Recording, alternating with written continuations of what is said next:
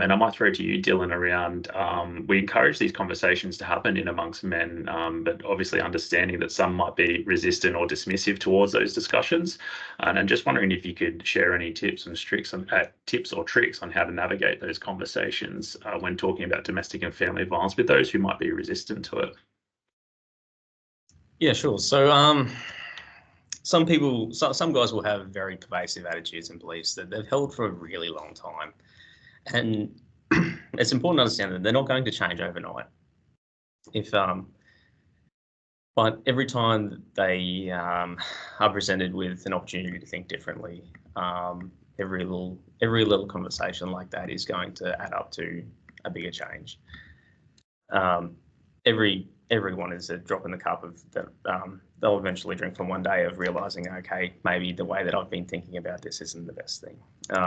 Sometimes if you find some common ground and bring it, I think as Tony that said, bringing it back to thinking about how the women in their life might think about the things they're saying. Like, would you want for your daughter a partner who is controlling them, not letting them leave the house, not letting them come to see you, their father, their family, like bringing it back to the effects of like their family. And it sometimes puts a little spark and just creates this little different way of thinking that they might not have thought about it that way before. Okay, maybe I need to think of this in a little bit of a different way.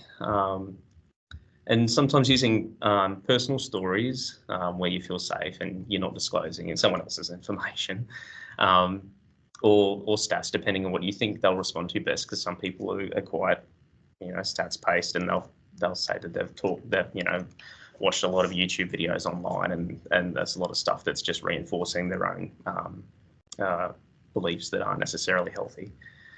Try and focus on what benefits everyone as well. So a lot of them, if you start bringing up conversations about violence towards women, they might go, oh yeah, but what about men? And a really common one is, men can't be men anymore, or this misunderstanding about what the term toxic masculinity means. And just bring it back to, well, no one's saying you can't be a man. No one's saying that masculinity is bad. People are just saying that there's unhealthy and harmful types of masculinity and ways of being a man that leads to a lot of conflict within relationships. It's not necessarily a man's role to be dominant over his partner, but having an understanding of these are some of the things that people who are dismissive of domestic and family violence, these are the things that they'll see online in echo chambers of Facebook or YouTube or Reddit, and they'll just be bombarded with the same things over and over again. Having an understanding of what they're experiencing and what they keep seeing can help you to have conversations that might be a little more structured, because they might come at it with a whole bunch of arguments that they've been well prepared with around that sort of stuff.